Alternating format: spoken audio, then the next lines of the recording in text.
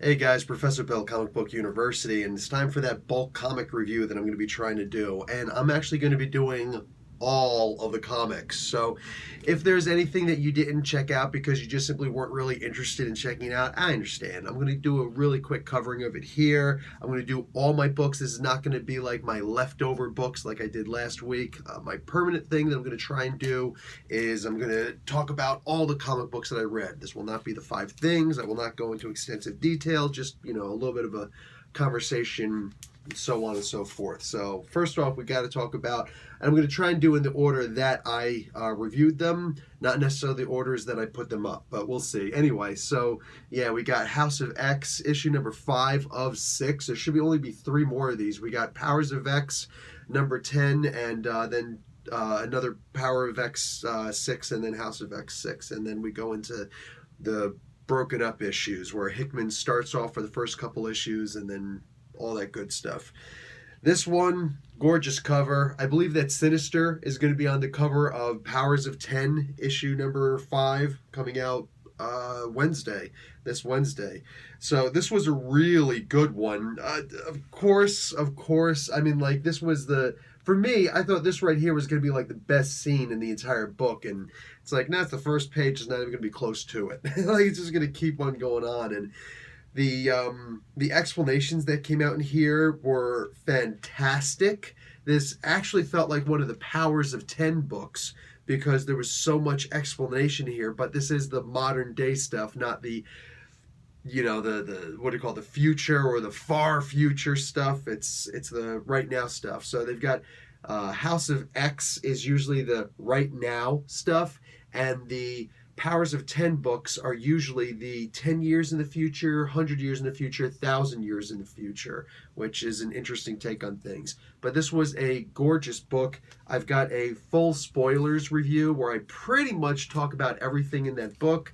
Feel free to check that out. And next up, we've got Absolute Carnage, issue number 3. As can be expected, this is Donny Cates just punching us all in the face, and we're all like, more please? Thank you, sir. May I have another? Because, wow. And yeah, he doesn't have a problem hitting a man with glasses. Look, this guy right here, Sleeper in cat form, awesome. Unfortunately, it's just turning cool characters into animals is just a really interesting way of saying, Donny Cates, kill me, please. So, yeah, I know what's coming up next. Of course, the art in here with Stegman. I mean, this is the most amazing I've ever seen Carnage done, where like his spine is the only thing that's showing there, and then you got like everything else. It looks like a full muscular skeleton, but a skeleton nonetheless. I absolutely love this design, and all of the art in here is amazing. I mean, it's incredible what this guy can do. As far as the story itself, yeah, it's insane, and it just keeps on getting crazier. And it's only like the most confusing part would have to be that Norman Osborn thinks that he's Cletus Cassidy in this, but like I'm getting it just fine. They're doing a great job of explaining what's happening, so I've got no complaints about that. Further in the Absolute Carnage is issue number 2 of Lethal Protectors. This was basically Misty Knight and her booty. I love that picture on the cover, but this is just Misty Knight going kind of going against the Demogorgon, but not really, and especially since that's Scream as the not in the symbiote, but Scream in its own symbiote doing its own thing. That's crazy good ideas, like just really blurring the lines. This book right here has got to be the most messed up of all of the books. I mean, I had to get this other cover too, because listen, of all the books that I was going to read this week, I'm going to read this one just to give it a chance, but I'm already going in here believing this is going to be the crappiest book ever. J.J. Abrams' name is first, but you know it's really his son, Henry, right? Yeah, Henry Abrams. I'm like, it's just going to be his kid. Through nepotism, he's getting a look into comic books really quick and blah, blah, blah. Yeah, hoity-toity, who cares? Man, if my name was Abrams, maybe I could get in here also. If my daddy was an awesome, filmographer and stuff like that. But no, this is actually really good. This is actually really good.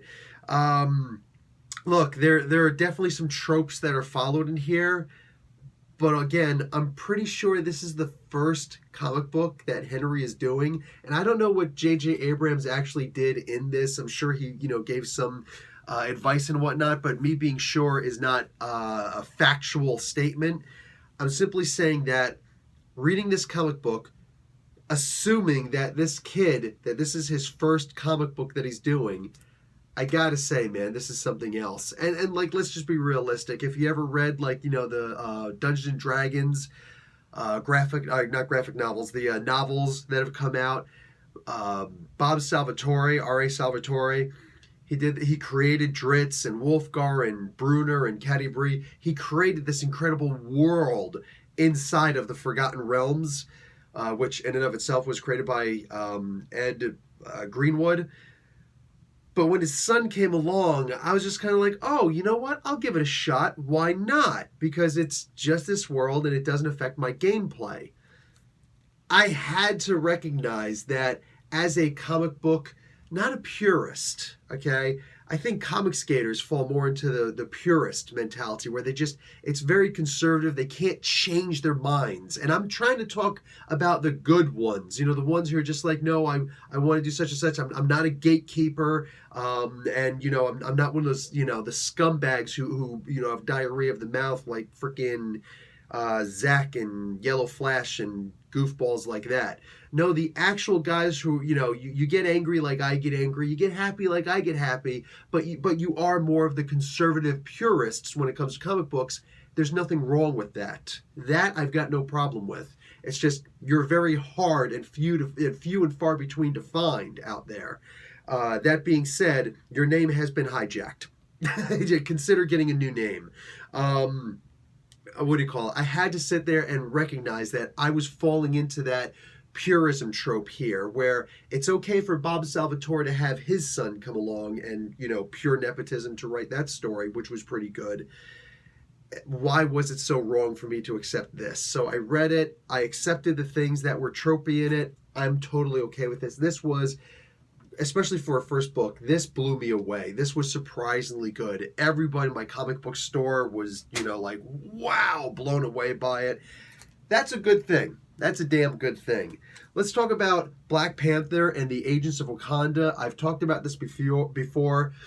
Zub is going back to those purist days where every single issue is a completely new comic book. You know what I'm saying? Like, the first comic, I think I remember him saying the first comic book he ever worked on was Spider-Man in Marvel. The first Marvel comic book he ever worked on. Sorry, the guy worked on comics for like 7 or 8 years before he actually got a break into Marvel. So, anyway, but it was the UK Marvel. So, he had, I think, 11 pages that he got to write for Spider-Man UK, and nothing could be a holdover. There couldn't be any to be continued in the next issue. He couldn't do that. He had to tell a complete story in 11 issues. That gave this man some skills to write a book like this, where every 2 issues is a story arc. Guys, I'm going to let you go and look at the individual story, the individual review, and really get the sense of my love for this comic book and this series as it's coming out. Zub is spoiling us big time. Amazing in this. Okay, here we've got Aquaman fighting against Cthulhu in Aquaman number 52, right? Yeah, Aquaman issue number 52. This was not the greatest of the Aquaman comic books. I'm a little bit worried about having Mechagodzilla, copyright pending, Mecha, what's his name, Black Manta in this, which is actually an AI of his father. I think that's going to be the best relationship, is David Hyde having to deal with his father, but it's not really his father. And the Thing recognizes his father, but also recognizes that it was meant to be patterned after his father. And Lex Luthor is just basically giving the finger to Black Manta while also helping him at the same time. I like the idea that that's more of a comedy aspect than anything else. And I have to keep that in mind, because if for 1 second I bring myself outside of this and look at Mecha Manta as an actual credible threat, even though it is basically a Mecha Godzilla, then I'm just going to get frustrated and put the comic book down and stop reading it. I have to look at that as Kelly Sue DeConnick's take on humor in this comic book that is otherwise trying to bring this character that most of us love, I think, Aquaman, into a broader aspect. When I do the reviews for Aquaman, I am also talking to an audience of, I know, a select few who actually love Aquaman, as opposed to accept him as more than just some guy who talks to fishes. Anyway, here we got Justice League issue number 32. Was not a fan of this one. The book keeps on letting me down in a lot of ways lately. The art is not as good as it should be. Just it is what it is, man. Even the cover, like it's the same, people do the covers. But the book is really letting me down a lot in the past couple issues. Like literally, Jarro is the only thing I look forward to, and there was no Jarro in this issue. I'm telling you, man. It's going back to being too much, too fast, throwing things at us. Guys, please slow the comic book down just a little bit. It doesn't have to be a snail's pace. In fact, we don't want it a snail's pace, but we also don't want it to be that high-octane bullet train flying. Don't go less than 55 miles an hour or everybody will die. Just stop. Just stop. Take a breath, all right? Batman number 79 and Superman number 15 are the last issues that I'm reading while Tom King and Brian Michael Bendis are on the title respectively. I'm so done, and this is so disappointing. I did both of these in a single review. I booted somebody. I was sick. I'm still sick. My patience is at an all-time low right now. My tolerance for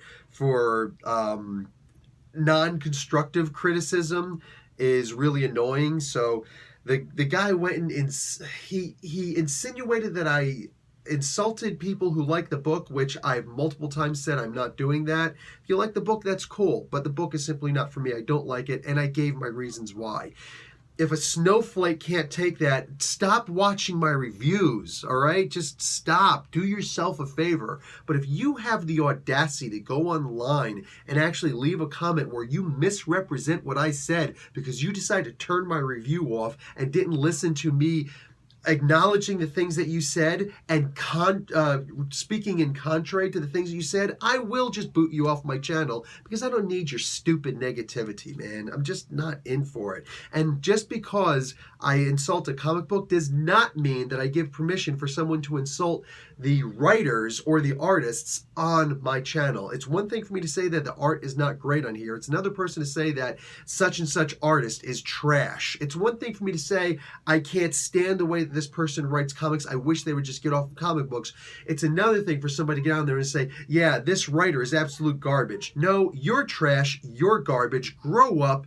I'm booting you off my channel because there's no purpose for you to be here. Dude, I don't serve you. And you sure as hell, see, everybody gets a voice, but you don't get to pick where your voice goes. Anyway, things like that annoy me. And like I said, I'm really sick right now, so tolerance for bullshit, not on my to-do list today. Okay, I'm usually in better spirits. Psylords number 4, Killers number 3. I put them on just a single Valiant review where I reviewed both of these issues. They were great, and they deserve to have their own individual reviews because they were both really good comic books. I love these. These are strong issues. But yeah, I am really sick, and look, all the ones I already reviewed, I still have these to get through. Like, I've been doing a lot of comic book reviews. I'm trying to cut down, and I've already cut down, and I have to cut down more. I'm doing way too much. Anyway, Guardians of the Galaxy issue number 9. You know what? Listen, Donny Cates does some amazing stuff. He's allowed to have one that just kind of skirts by. The thing is that I think that most of us, when we look at Donny Cates, our bar is up to here. So when he does something that's like, wow, it's like eye level looks like it's really low. No, it's eye level. It's just not, it's not that brass ring that we're looking for that he's always done. So not a great issue. But again, look at the standards he's set. Let's talk about Year of the Villain, Lex Luthor, one shot. Go and look at the review. If you did not watch my review, or if you did not look at this comic book, please get the comic book. Look at the review if you need any further benefit. This was a really, really good issue. It's not that typical Lex Luthor that we're seeing in Justice League where he's like, no, he's actually a dangerous Lex Luthor, that criminally dangerous one. Flash forward, issue number 1 of 6. Supposed to be the redemption story for this 6-issue miniseries for Wally West. I'm hoping that it is. The first issue looks like it could be. Go and look at my review. There's a character that appears in here that I'm just like, who cares? But it does look like this could be a very interesting story. New Gods fans, definitely check that out. The Mobius chair hasn't been seen for a while, right? Appearance, Tony Stark, Iron Man, issue number 16. It's got some good, it's got some bad. For the most part, I think that Ultron was wasted in this issue, and I believe this is the first issue. Yeah, part 1 of the Ultron agenda. I'm not even remotely interested in this. I think that I might actually be falling off this pretty soon. I'm not sure, because I'm just not buying what Slott is doing on this. And talking to Zub, he's being he's got to be a little bit coy about it, and I understand, but from what I'm understanding, the only thing that he's really doing is making sure that the book comes out on time and giving a couple little tidbits here and there. He's not really writing the book, as much as we might say co-author. I don't know, though. I don't know. Friendly Neighborhood Spider-Man, issue number 12. Just, I love the way that the characterization of Peter Parker's entire family comes into this. I mean, what a great way to, when you think about it, I know the Fantastic Four are called the first family, but man, when you think about family in a comic book, there's a couple characters that you actually think about. I mean, like Superman with, Mom, Pa, Kent, and the longing for, a relationship with his family, until also they brought back Zor-El, and that wasn't Bendis' fault, but what they did with, just whatever. Anyway, I like the idea that they kept Jor-El away. In this, yeah, man, like Spider-Man's family is just an amazing one. It's the family that we all want. It's that perfect family that when we're fighting with our family and we're forced to sit down dinner with them, damn it, Mom, I'm so pissed at Johnny because he said such and such and such. Why couldn't we have had a different brother? Yeah. And that was really over dramatized. The point is that this is the family that I think that a lot of us wish that we had, minus, the parents being dead. Unless, you're one of those weirdos. Okay, so let's talk about, I'm sick, let it go. Issue number 34 of Teen Titans. Go look at the review. No spoilers in that review, and no spoilers in this, but oh my God, I flipped when I saw the ending of this. Who's the traitor? Oh, come on! G.I. Joe Wanted, issue number 1, 2019. This was crazy, and even though we wound up hitting a couple tropes on this, much like the J.J. Abrams and Henry Abrams Spider-Man, this still did a really great job of making me want to read the next issue. I mean, wow. If I had to pick between the two books, I'm probably going with the Spider-Man and less with the G.I. Joe, but it doesn't make me want to get the part 2 any less. I really do want to know what's going on next. So if this is a full reboot, I don't know the history behind what's going on. I'm not looking at interviews and stuff like that, even though it was suggested. I'm probably not going to do that just because I want the comic book to simply come at me. I like reading stuff like this as a new fan instead of trying to get inside information, even though I haven't been reading G.I. Joe for a while. My experience with this, I want it to be genuine. I want it to be that when I'm talking to you about it, you know that I'm talking to you about it as a longtime fan who hasn't been on it in years. So, bang. Issue number 7 of Magnificent Miss Marvel, good. I really, although others may not like it, I saw some comments about it. I actually like the art style in this. I don't like her costume in this, or at least the looks of her costume in this. Too much like the old. If you're going to do a new costume, I understand you want to pay homage to the old, but I think that's, if we had to say there's one problem with this book, is that Saladin Ahmed is trying to pay too much homage to this character at this point. G. Willow Wilson has done amazing things with the character, Kamala Khan, Miss Marvel, but, at some point, she's not with Marvel Comics anymore. I'm sure she can come back, but She's not with Marvel Comics anymore. She's not writing the character. While she may be considered a co-creator in, some way because she has done so much with the character, she is not the sole creator of the character. And when push comes to shove, I think that Saladin would have been better off just coming in and not just changing the way that the costume works, but changing the look of the costume drastically and seriously changing the storyline, the way that it's been going on. Instead of throwing new characters or old characters at us and not explaining who they are, assuming that we're all just the old fans jumping on. No, you have to remember the John Byrne quote.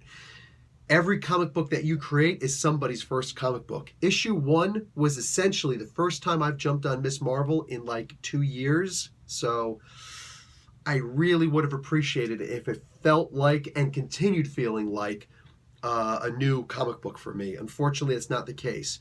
Characters are reintroduced in here, multiple characters that I don't know who the hell they are or anything about them, and 7 issues in, and I still don't have a good explanation of them. And now all of a sudden we're getting new characters again that have deep backstories, and I don't feel like looking up these characters. It should be explained in my comic book. Napoleon Dynamite, issue number 1 from IDW. It's very wordy, I understand that, but as a sick person right now, it's hard to read that many words, and the first page on this book was like, oh God, wow, too many words. Just looking at it, I almost folded the book up and went on to a different book. But I did read it. I did read it in the voices of the characters. Even the new characters, it did feel like I could easily transition their voices, like make up the voices appropriately in my mind. And that helped me to really engross myself in the character. The art was, a couple people did mention the art was a bit of a turnoff, but many other people mentioned exactly how I felt, that even though the art was a bit of a turnoff at first, it was more of a shock, and I very quickly got used to it, and I just let it go. And it's just this, it helps, it genuinely does help with the style of the book. Rather than look at this as an artful adaptation of the Napoleon Dynamite movie, I look at it more of an adaptation of the art of the Napoleon Dynamite movie. Remember how Napoleon used to draw? That's kind of how I'm seeing the art in this book. I'm seeing it more like that. This is coming from Napoleon's mind as opposed to just watching the movie. That helps me a lot to better immerse myself in the comic book. It helps a whole lot. So really good book. Definitely enjoyed that. Go check out my review for more. All of these, for the most part, have individual reviews. I'll tell you when I get to the books that I didn't individually review. Savage Sword of Conan, issue number 9. I believe this is part 3 of the Conan the Gambler. It's probably the last part of the Conan the Gambler. I hope that more of this continues. We've got, I believe, a brand new major bad guy that is a recurring villain for Conan in this. It's not that Shadazar character. It's a completely different character. Very enjoyable. Definitely check that out. Second Coming, issue number 3. Such a great book. I love this book. My biggest thing about this book is it really does feel like the Jesus Christ that I read about growing up, Sunday school, going to church, mostly just on holidays, but you get the gist. Although my family wasn't that into going to church, I was into reading the Bible and a lot of holy books when I was younger. Not so much today, but you get the gist. I still remember them for the most part. But, I mean, for a guy who read the New Testament 7 times and the rest of the Bible 5 times, with it, yeah, this really feels like a Jesus accurate, a whole, religious accurate type of thing with a lot of humor thrown in, but not necessarily disparaging any of the characters. God himself maybe gets a little bit of it, but, And of course, you got to remember that each one of these, the different denominations of Christianity will tell a different story about Christianity. So somebody's going to get there and say, actually, such and such and such. No, actually, that's your denomination. Grow up. Grow up and actually understand what interpretive art actually is. This is a general, biblical, non-denominational viewpoint of Jesus from what we know of him in the Bible. Not what Jimmy Swaggart has said, not what the Bakers have said about him, just not what Creflo Dollar has said about him, just Jesus in the Bible. Let Jesus speak for himself and let people interpret that. That's what this feels like to me. If it's not to you, cool, man. Deadman Logan, issue number 11 of 12. For a story that I was really enjoying, it really fell into the worst kind of tropes imaginable, and it's literally just, hi, Mark Millar, I'm going to bite off of you. Like, this is the worst review I've ever given to an Ed Brisson book, and if it's the only review that that Ed Brisson ever looks at of mine, he's going to think that I hate him. No, actually, I idolize his writing style. Everything about this guy, like what he does in comic books, if I could aspire to be half as good as Ed Brisson, I would consider myself a tremendous success as far as where I want to be. Because I don't care about being famous. I care about being great. And Ed Brisson, no matter how you want to look at it, if you don't like him, whatever, but the guy writes great stories where you really feel like the characters are the characters we grew up with. This issue, he does not do that at all. It's just like everything, it's like it's an entirely different book. And since the beginning of Deadman, the first 6 issues of Deadman Logan, the first arc, are radically different from this arc of Deadman Logan, having an issue that feels like it's coming completely out of left field, wow. I feel like Superman might have showed up in this one. That's how out of left field this one was. Issue number 3 of Arrow. I just love this book, and everybody should be reading this book. More people than you think are reading this book. Definitely jump on that. Listen to the, check out the review if you want more. Okay, I did not review Jane Foster issue number 3. Read it, hated it. There is so much wrong in this. Issue number 3 of Valkyrie. I mean, like, the art is, for the most part, okay, I guess, if you're going to get interpretive. But, I mean, for the love of God here, man. I mean, like, Aaron and Ewing are writing this, and I think that one of them needs to just jump off the book, because it's too much. I mean, Heimdall doesn't feel like Heimdall on this at all. Jane Foster is way too powerful. And in an age where I think we're finally getting past the whole thing where silly people are talking about, oh, Mary Sue's in the comic book. Like, it's so annoying when people say that. You know what's more annoying than that? Is when they actually feel justified, or when they're actually justified in saying it. This book kind of kills me a little bit, man. Wow. This is not the interpretation of Jane Foster that I want to see. Powerful? Yes. Awesome? Yes. Greater than the freaking gods of Asgard?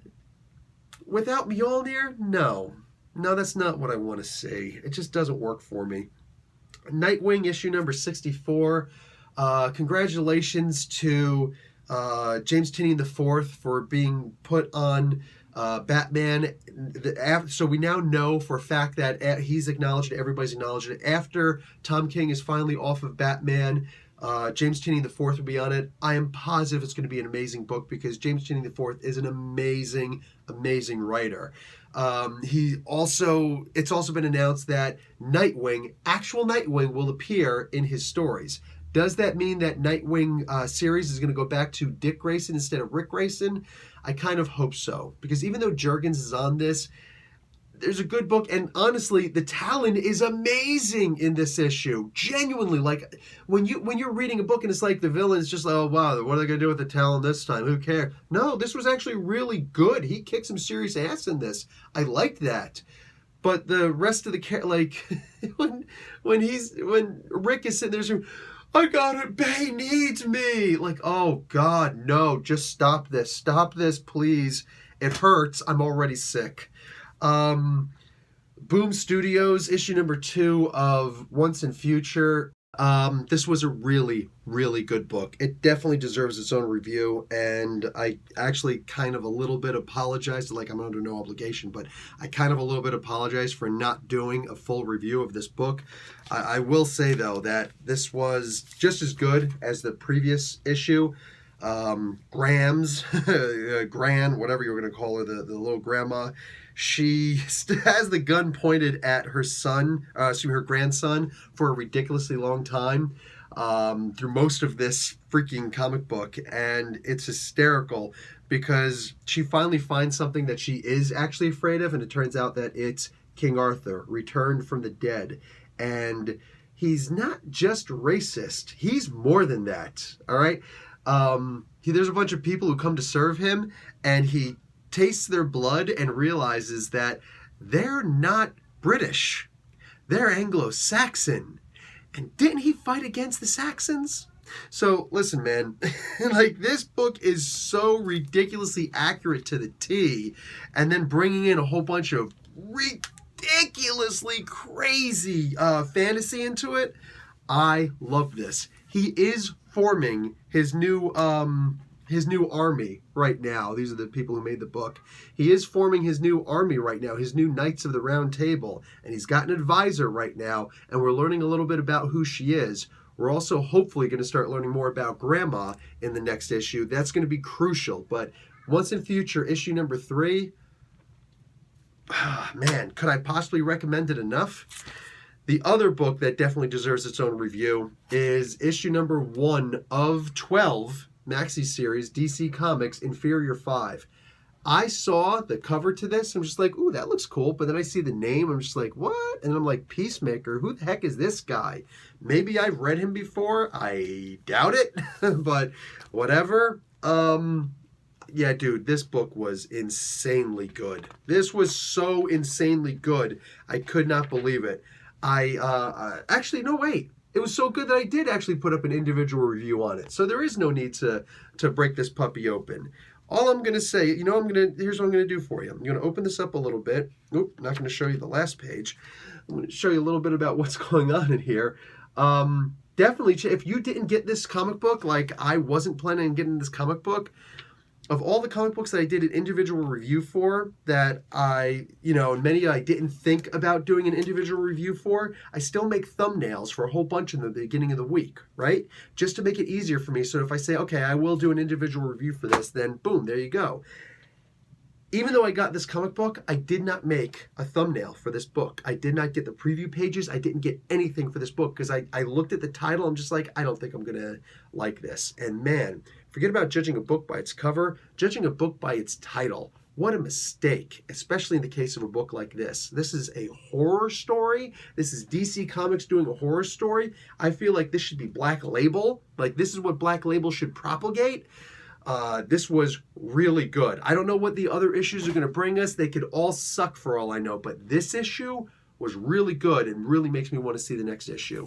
Zombie Tramp, issue number 64. Yeah, we're coming upon issue number 69. Just saying, this is a risque cover with the risque book, and if you want to see what this looks like with the stickers gone, go to Pornhub and check out Zombie Tramp 64.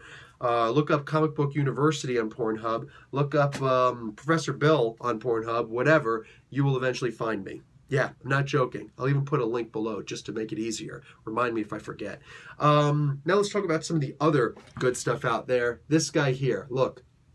The book inside is actually signed to me from the artist and writer. Dear Bill, thanks for accepting my book. Pez, 9th of July, 2019. It is now the 23rd of September. It took a while for this thing to get to me, okay? And he actually offered to send me a PDF copy. And I'm just like, yeah, I don't like to do PDF copies. They're really painfully annoying. I like to have the physical book, and it also encourages people, I think, to go out and buy the physical copies and so on and so forth. And man, I feel bad for this guy because this dude has been waiting forever for me to get my hands on this book, and I finally got it. And I still let it sit for about a week or two, I think 2 weeks, where I'm just like, it's a big book. I wasn't expecting to be this big. I thought it was going to be a regular comic book. I do not usually do trade paperbacks of this size. Actually, it's a graphic novel, but it's a really good one. I was going to, I realized that it was several short stories in here, so I was just going to read the first one. And then I started flipping through it, and I was like, oh, to hell with it. And I just wound up reading the whole damn thing. There will not be spoilers for this, but man, oh man. I don't know how you're going to get your hands on this. I'm going to contact Pez after this video goes up, and hopefully he will respond in the comments below this video so that you guys so he can point out where you can get your hands on the book, because this is definitely worth getting. I don't know if this is his first book or his first independent. I don't know anything about this book except what he says here. But he Jesus. Back on the 21st of August, he responds in an email, "You got the paperback. Great. About the book," because I asked him about the book. That's the only reason why I'm reading this email. I don't read people's personal emails, but he specifically wanted this. So, about the book. First, I drew the characters based on real film noir actors. Got to make sure that this is, sorry, I should have looked first. There is some nudity in the book, and I want to make sure I don't show, because this is going on regular old YouTube, so I don't want to screw up my chances of this not getting demonetized. Anyways, so yeah, I designed the characters in ZBrush first, so I had a 3D model of them, and then everything was done in Photoshop, from drawing to coloring and etc., except for the first storyboard page, which was hand-drawn on paper. Oh, the first storyboard page. Okay, gotcha. Let's see, there's still... Okay, good, no nudity in this one. Why I did it digitally? Well, first, it's cheaper. Secondly, I can fix the mistakes anytime. And finally, if I'm living in the digital era, why should I be thinking analog? Yeah, beautifully. Oh, the book is available internationally on Amazon, and this is from redwhale.dk. This is a Danish book, meaning it comes from... okay, seriously, Denmark. Oh my God, wow. Meaning it comes from Denmark. I'm forgetting my geography. Like a typical American, right? Problem is I've been there, and that would be embarrassing if I forgot about it. So anyway, this is Pesman who sent me this. This is a really good book, and I was not expecting it to be this good. This is called Tall Shadows, The Narration of Trust and Betrayal by Pesman Mokari. And it is... Guys, I'm not joking when I say that this is really good. Yeah, if this whole thing is this whole thing just done by Pesman? Nobody else? It's dedicated to Takashi Moriyami? Yeah, I'm really impressed. Copyright 2019. Info at redwhale.dk. So try and get your hands on this book. I'm not joking around. If you want yourself a good story about revenge, a story that wraps around, a story that actually comes back quite literally to haunt you, yeah, this is, okay, not haunting. It's not a ghost story. It's a crime story. And in a world where we don't get a lot of crime stories out, this was a huge relief. This was a really good book. I can't emphasize enough. I genuinely enjoyed the book. Anybody's going to look at the art and say, yeah, I'm not a huge fan of the art. I'm pretty sure there's about a 9 out of 10 chance that you're going to get 4 pages in and completely forget about it and realize that the shadows of the book really help out a lot. It feels a lot like the Lord of the Rings, not the Peter Jackson one, but the one that came out before that, where it was cartoons, but it was really just people drawing over actual people, and it felt really dark. So it was cool. I dug on it. The last 2 books are by the same dude, this guy Ronald Cromartie. He's a good guy. So he does, I already did New America issue number 1. I did a solo review for that. Here's issue number 2. I'm not going to do a solo issue for that because it's a lot. Like I said, it's a lot of comics that I'm doing. And he also did this one-shot called Born Again. Both very different stories, radically different stories. So I'm going to read his parts of his letter because they're kind of important. I wanted to send you a copy of New America number 2 and Born Again from me and the great D. Amorin, one of the best artists ever, in parentheses. Also, Brittany Peer, colorist extraordinaire from Teenage Mutant Ninja Turtles from IDW, also Goliath Girls, Misfit City, and Smooth Criminals. He realizes that New America series is not for everyone, but it's really, at its heart, a story of revenge. It just happens to take place in the Middle East and features an Israeli woman. I think she's still a Muslim woman, though, so I guess she's just Israeli by citizenship. Whatever. I get enough into politics as it stands, and probably a little bit too much for some people. Hashtag sorry, not sorry. what do you call it? It is what it is. But some of this stuff did, like, as a guy who spent 5 years in the Middle East, specifically most of that time was in Saudi Arabia. I'm going to tell you right now, this did not feel very, totally authentic, but the message underlying it did. It's the, when you have a terrorist organization, man, you got people that they're going to say one thing on the surface. It's that underlying stuff. And once you get to that underlying stuff, that's usually when you're in too deep. Yeah. It's not just Islamic terrorism, it's any kind of a terrorism kind of aspect. You learn this by talking to the people or looking at interviews, listening to interviews by the people who are actually involved in this stuff, the people who got way too deep in the Aryan Nation and stuff like that, people who will sit there or yes, in this case, people, in this kind of a situation, people are just like, well, I got in because I don't like what they're doing to our people. And that applies to Aryan Nation and Islam. Basically, anybody who's right-wing. Just come on now. Stop and be honest with yourself. Stop and be honest with yourself, okay?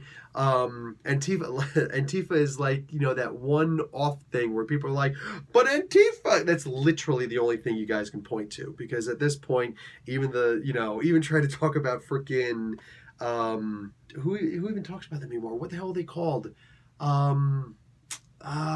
For crying out loud. I can't remember what they're called anymore. Anyway, yeah, the whole... Black Lives Matter. There we go. Black Lives Matter. I just had to think black. There we go. All of a sudden, it comes to me. Black Lives Matter. Like, there's only but so many times you go back to that 2015 quote where somebody, starts, spewing off the whole... roast them in like pigs in a blanket or something, like fry them in a pan like pigs in a blanket. Like somebody goes and says that, it becomes a chant for like all of 25 seconds before, people are like, whoa, whoa, whoa, that's not what we're about. And they're like, oh yeah, my bad. We got a little too excited. We're tired from all this marching. But right away, Fox News wants to march on that forever.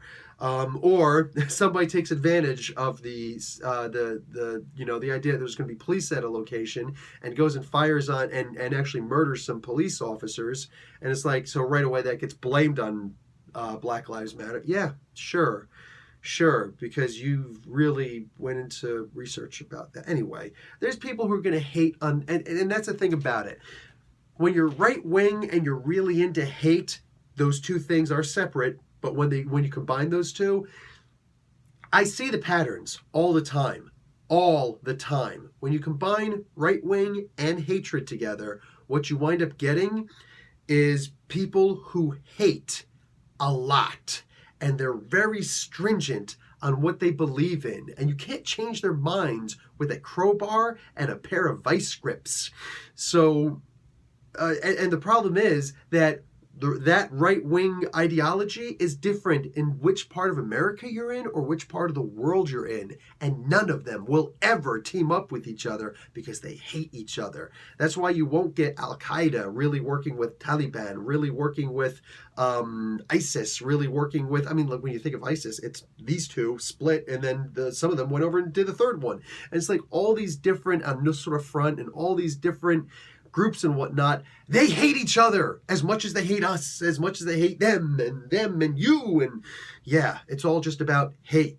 So at the end of the day, it's about seeing through the lies that they're going to give you. And then, boom, you wind up getting this. So is this genuine and authentic? No. But that being said, it's still a pretty cool story. This issue, zero action. It's really more about explaining things. But I will say that it feels like it's working towards something. Do I want to continue reading it? Possibly. But, whatever. If Ron, I'm going to let Ronald know that I did this. If you send me another one, I'll read it. You know what I'm saying? More importantly, I'm really happy with what you said in your letter. And especially as I'm getting to this one. Ronald really wrote this as trying to get into a contest, which he did not win. Apparently, he didn't even place in the contest. I can understand because of the content. This is the kind of thing that most people don't even want to touch. In fact, if I wasn't actually in the Middle East and knew to separate some of the things in here from some of the other things in here and be able to recognize that some of this stuff is just pure fantasy and some of it had to have been meant towards that, I probably wouldn't have covered the book either. I would have been like, this guy wants me to review this? Get the fuck out of town. But, fortunately, I do know better. So, yeah, it is what it is. This book, however, it's called Born Again. That probably indicates a strong Christian background, which would really play bad into having this kind of a book at the same time.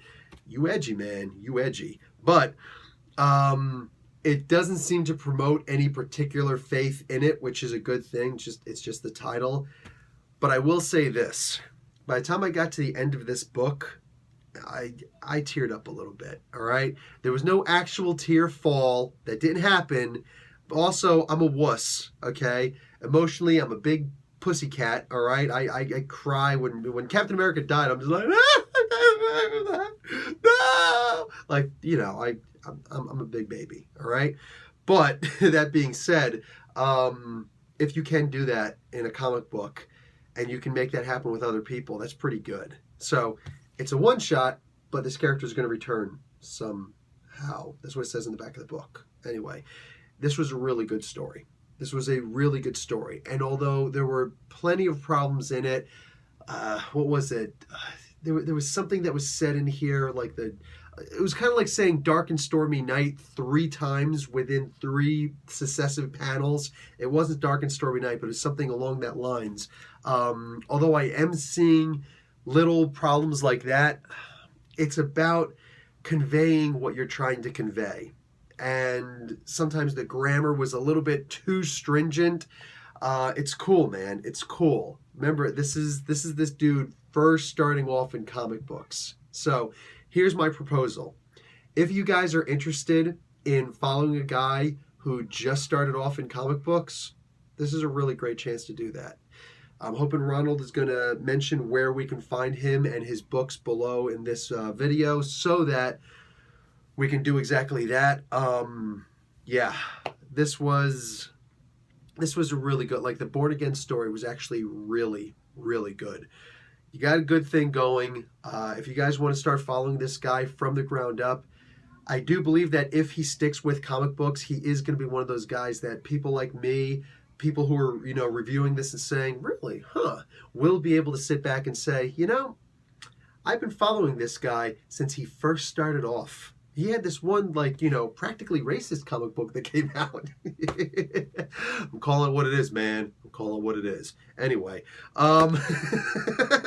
it's not a racist comic book, but it's really edgy. Anyway, what do you call it? If you want to follow a guy who's starting off in the beginning and is probably going to wind up going places, here's a great opportunity to do that. So bang, there you go. And that's going to be it. All these freaking comic books that I've done. You know what? I'm not pulling them back up because I'm sick and those are heavy. I might pull something. So that's my bulk review for the week, my peeps. Hope you enjoyed. Yeah. Professor Bill, Comic Book University. Class dismissed.